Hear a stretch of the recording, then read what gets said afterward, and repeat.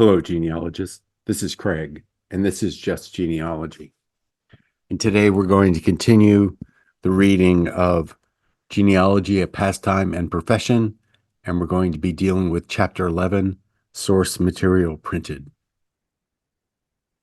It begins with a quote from Benjamin Franklin: "The nearest way to come at glory is to do that for conscience which we do for glory." Genealogists may be divided roughly into two classes: library workers and archivists. When interest is first aroused in the subject of genealogy, one naturally seeks out large libraries and searches for published matter concerning the families in which one is interested. The reason for this is obvious. Most people are not fortunate enough to reside in the region where many of their forefathers lived, and in consequence, the original archives are not immediately accessible. In addition, it requires, or should require, long training before one is competent to handle original sources intellectually.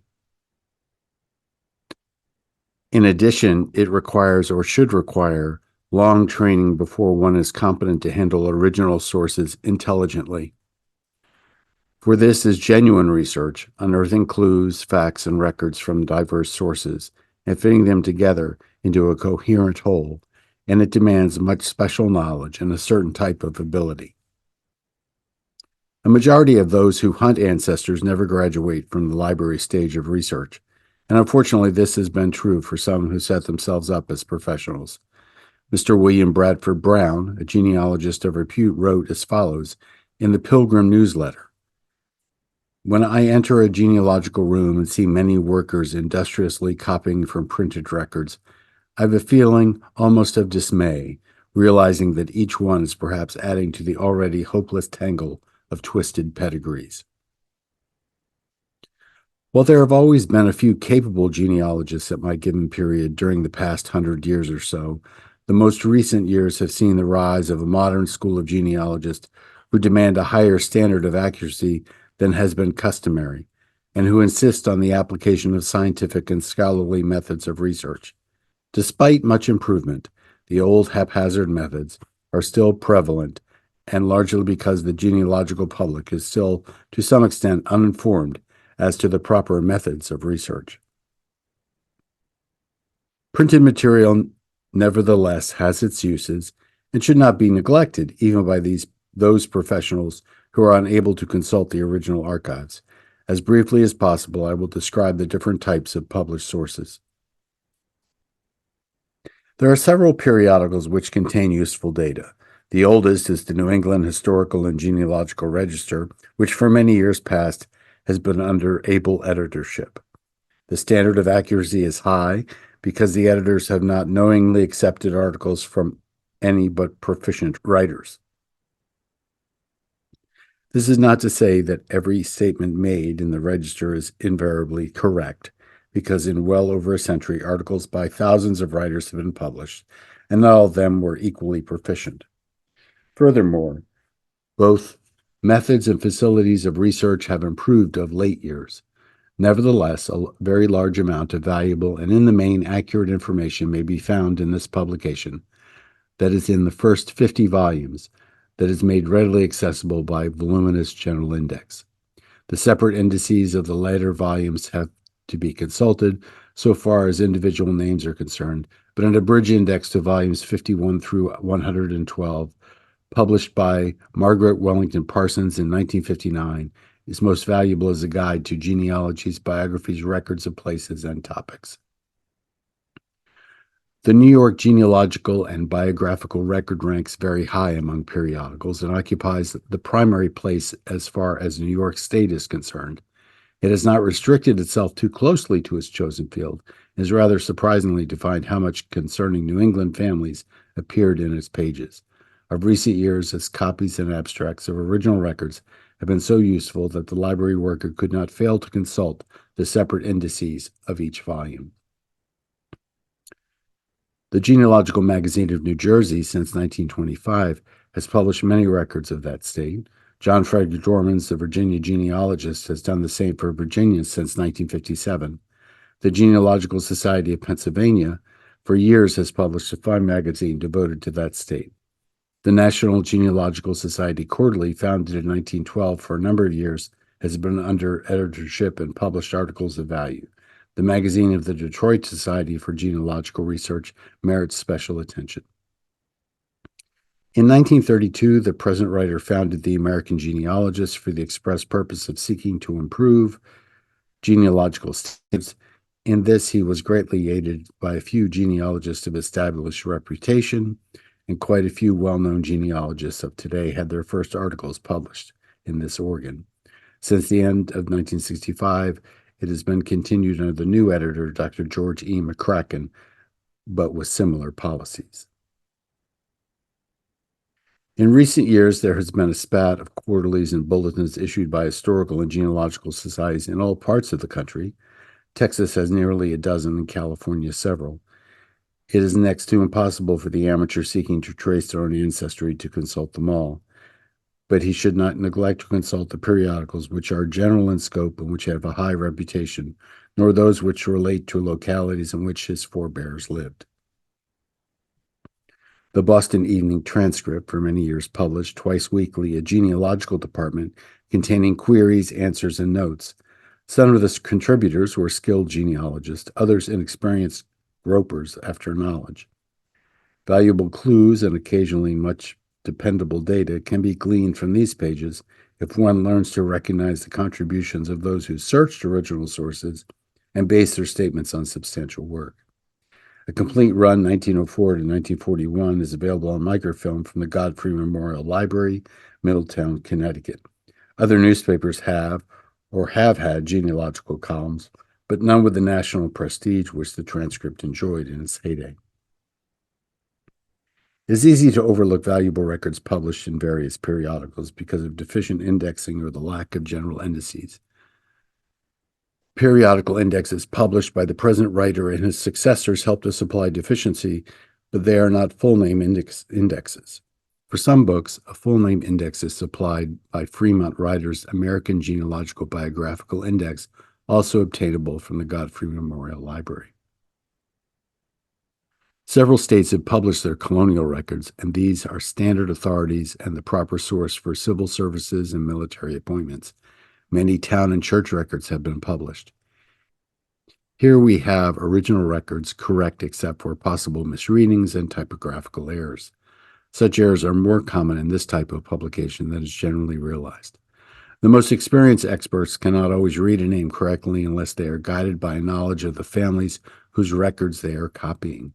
The name John, for example, can be read Jolin if in the original record there happened to be an ink dot over the lower part of the H. There is a book of printed vital records where this mistake actually occurs several times. Some books of town records contain verbatim copies which are indexed, and this is the best method. Others, to make it easier for the student to find desired entries, arrange vital statistics alphabetically. On the face of it, this might be supposed to be the most useful system, but it's not work out so in practice. The births are arranged alphabetically by the names of the children. If you want the children of given parents, it is necessary to hunt through all the births of that surname and pick them out individually. Oftentimes, in the original record, the entire family is entered at one time on the same page. When children are split up and arranged alphabetically, there is not the same assurance that they were children of the same parents. This applies even more forcibly to church records. When several children of the same parents are presented for baptism on the same date, the recording minister customarily entered the names in order of birth from the eldest to the youngest. When in printing, they are split up and arranged alphabetically. There is nothing to guide the researcher as to their relative ages, which is often important to know. The first federal census, 1790, of heads of families is one of the most useful sources to be found in print, as it definitely locates each male head of household in a definite town and shows the general distribution of surnames. The work of preparing these records for publication was very carefully done, yet many errors in reading names appear. It is, of course, impossible to read thousands of names, which were written in many handwritings by census takers of 1790, not all of whom were notable for education or even literacy without error. The wonder is that these printed census records are so generally reliable. And there's an asterisk that says 12 volumes of the 1790 federal census, as originally published 1907 to 1908, have been reprinted by the Genealogical Publishing Company of Baltimore. Town histories and county histories often contain genealogical sections. Despite shining exceptions, publications of this class do not rank high for either accuracy or completeness. Many contain the records of only selected families. The task of compiling, that is, of arranging the vital statistics which the author has copied, often suffers from being based almost exclusively on the vital records without the aid of probate and land records. Some books of this sort are very accurate as to names and dates, but utterly untrustworthy as to lines of descent. For it is almost impossible to arrange the correct sequence from father to sons and grandchildren without the wills and distributions in the probate records to show what family groups belong together. Most mistakes, which are found so frequently in town histories, are of the following order. John Jones, let us say, had births of children recorded, and the eldest, being a namesake, was born in 1710. In 1731, there's a record of a marriage of John Jones, and another marriage is recorded as occurring in 1735. Overlapping, the children of one or more men named John Jones are recorded in the 1730s and 1740s. John Sr. perhaps had a second wife, and some of the children belonged to him, or did John Jr. marry twice? I call all the children to be assigned to him. Very often, when solution is adopted, it's a mere matter of guessing, unless the wills of the two Johns are consulted, and the children belonging to each ascertained beyond question.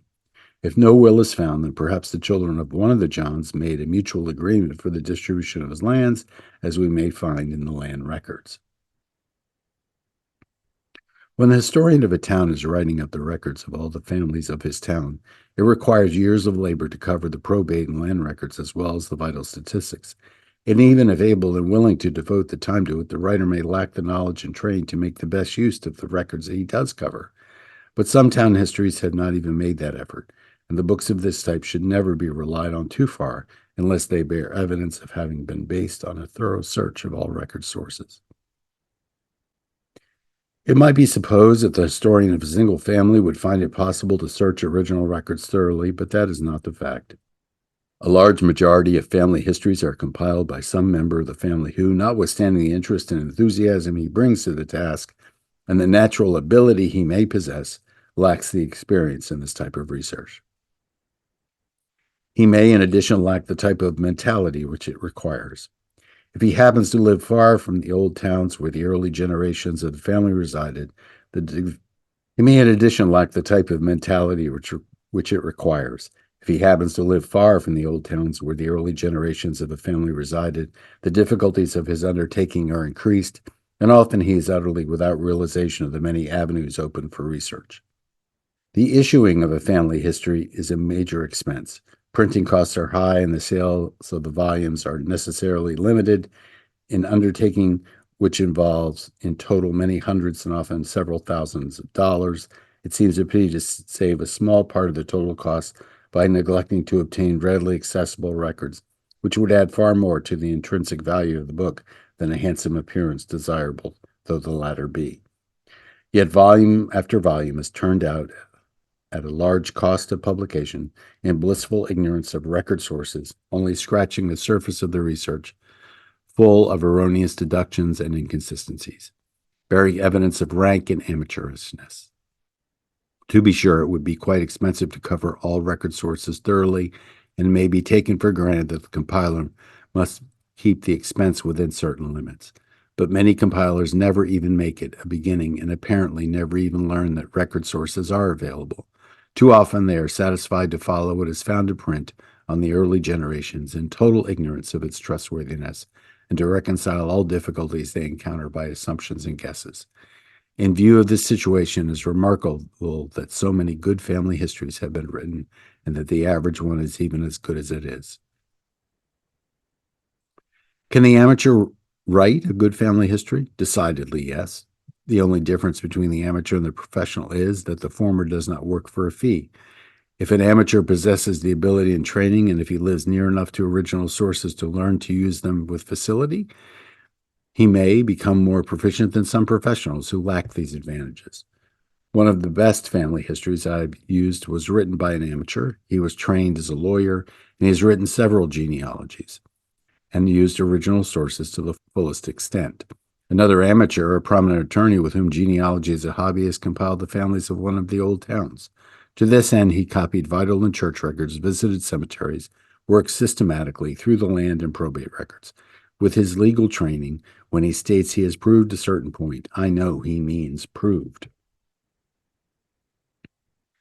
The genealogical student may be very cautious in his use of family histories, remembering the conditions under which most of them were produced.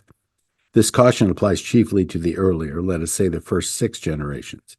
Even the poorest genealogy contains data of value, for the compiler obtained information from family sources that is not available to us in any other way. In deciding how far back in a certain line is advisable to trust a certain genealogy, particularly when the earlier sections do not look trustworthy, the date when the book was published must always be considered. If published 50 or 60 years ago, information was often obtained from aged descendants when living, and of course their memory went farther back than would that of elderly descendants today. The great compilation of Savage, Genealogical Dictionary of New England, and other works of this class deserve more than a passing mention. We are able to give them. Savage was a pioneer working without the facilities which are open to genealogists today, and he displayed marvelous critical acumen and judgment in handling the material that was then accessible. Nevertheless, after more than a century, Savage's work is antiquated and must be amplified by that of many searchers who have combed smaller fields with greater thoroughness. His dictionary remains, however, a standard work and will always be serviceable to genealogical students who know within what limits it is advisable to use it. And there's an asterisk, which says this 4-volume set, as originally published in 1860-1862, with the addition of genealogical notes and errata and a genealogical cross-index of the 4 volumes, has been reprinted by the Genealogical Publishing Company of Baltimore. In addition to the old-style family genealogies, which aim to trace all the descendants in the male line of an original settler to the present day, another type of genealogy has become popular. This is the pedigree book, which traces all American ancestors of a present-day descendant. No one family can be accorded a very full treatment, but often valuable data are presented pertaining to the branch at which the compiler is interested, covering from 1 to several generations. Some books of this type are poorly compiled and based almost entirely on inferior printed sources. It is difficult to see what advantage there is in merely reprinting what is already available in print, even though the immediate family of the compiler appears more fully than elsewhere. Many examples could be given of this type of compilation where the research is made in original sources. The 2 volumes of Goodwin and Morgan Ancestral Lines, compiled by Mr. Frank Farnsworth Starr, set a high mark for meticulous accuracy, which perhaps has been equaled, but could scarcely be surpassed. The brochures published more recently by Mr. Walter Godwin Davis are of this type, and excellent models for those who are planning similar compilations, as is also the Dawes Gates Ancestral Line, compiled by Mrs. Mary Walton Ferris of Chicago.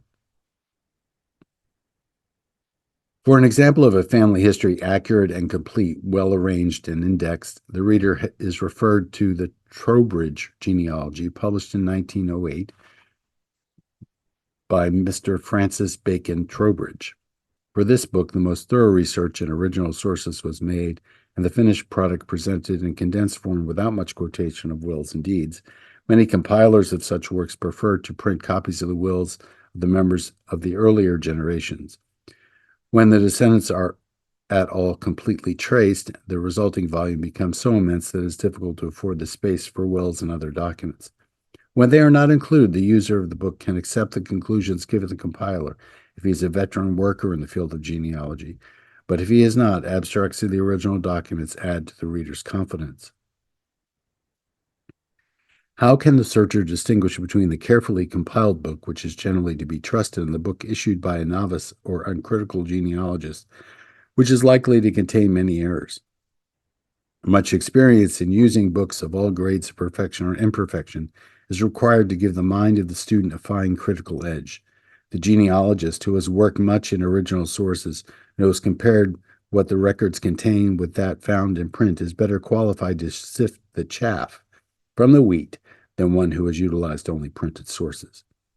As a standard for comparison, familiarize yourself with family histories issued by the most reputable compilers, such as those of the late J. Gardner Bartlett. Study the arrangement, completeness, and type of authorities quoted.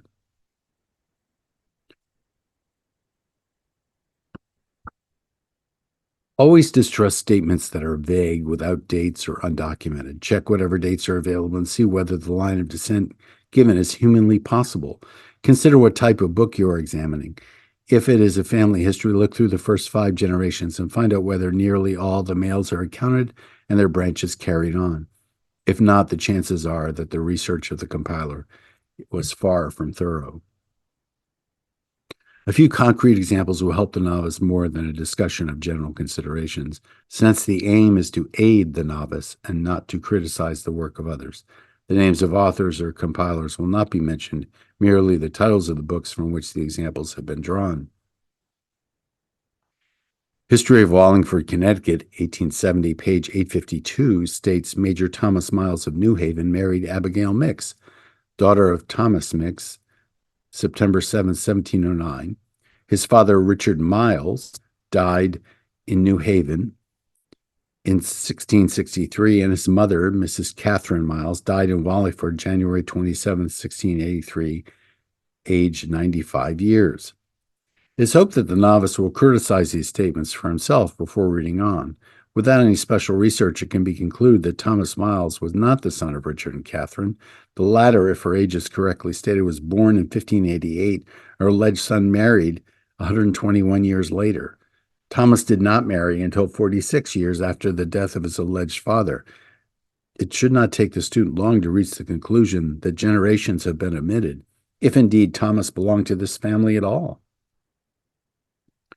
The Winthrop Babcock Genealogy, 1927, page 506, assigns an ancestral line to Captain John Underhill, a prominently early settler, which we summarize thus: Timotheus Underhill of Yorkshire, father of John, born 1284, father of Nathaniel, born 1324, resided in Wolcasbowtown, County Stratford, father of William of Wolverhampton, 1423, father of Edward, died in Holland, who by wife Mary Moseley died in Coventry, was father of Captain John, born in Baggington, Warwickshire, England, 5 October 1597. Nearly everything that could be wrong with an English ancestral line is to be seen in this Underhill pedigree. John's birth date is stated, but as births were not recorded in England, it should have been a baptismal date, if from a parish register. No dates were given for the parents, not even that of their marriage, and no wills are cited.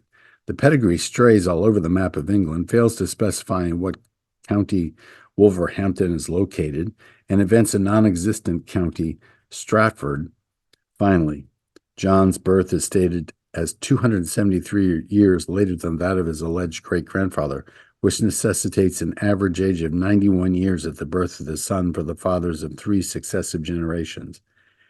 It should be apparent at a glance that this pedigree is worthless.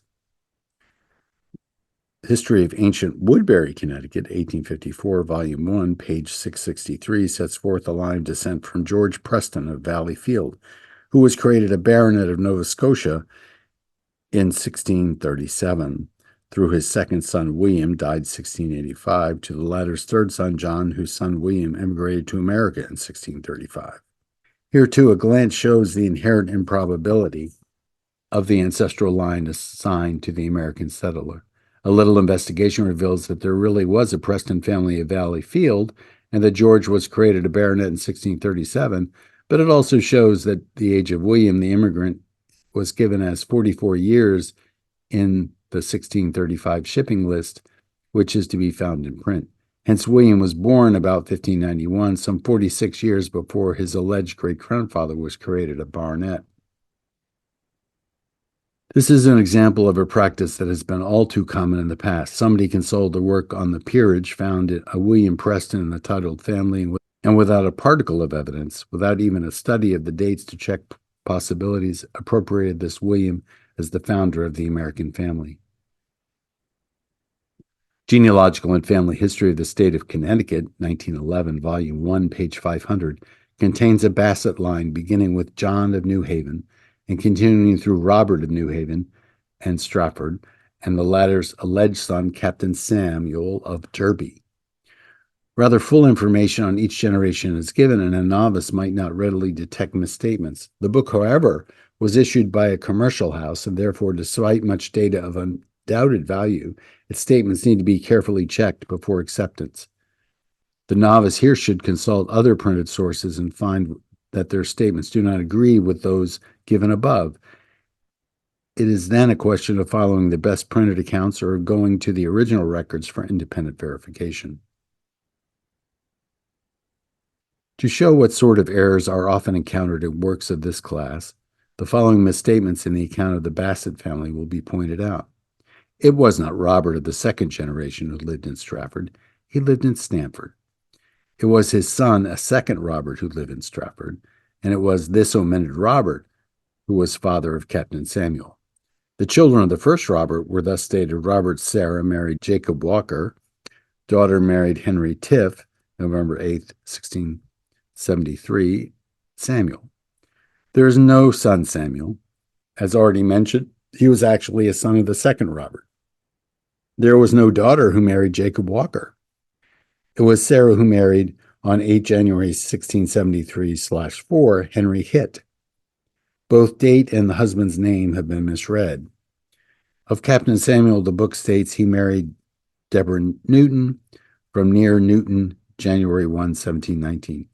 Orcutt's History of Derby, published years before, correctly gave the line of Captain Samuel through the two Roberts, and also correctly gave the marriage of Captain Samuel to Deborah Bennett, not Newton.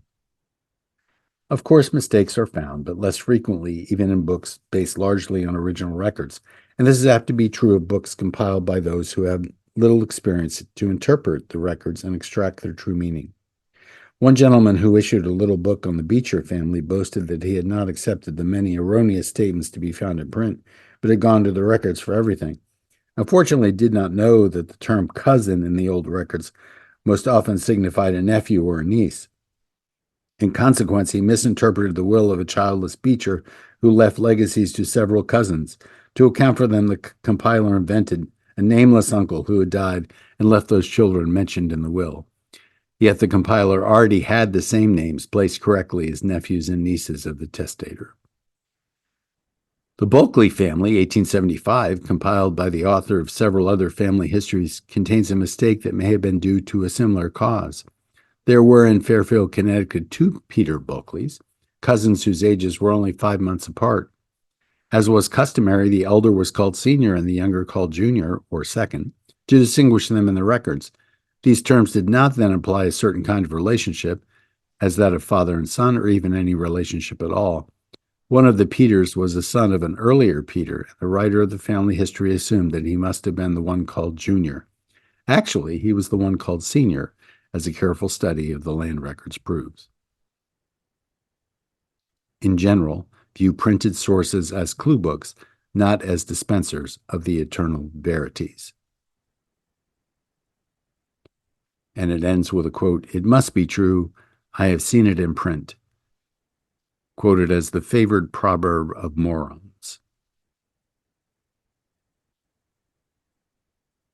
So this ends the reading of Chapter 11, Source Material Printed. Pretty long today. I look forward to maybe the next time.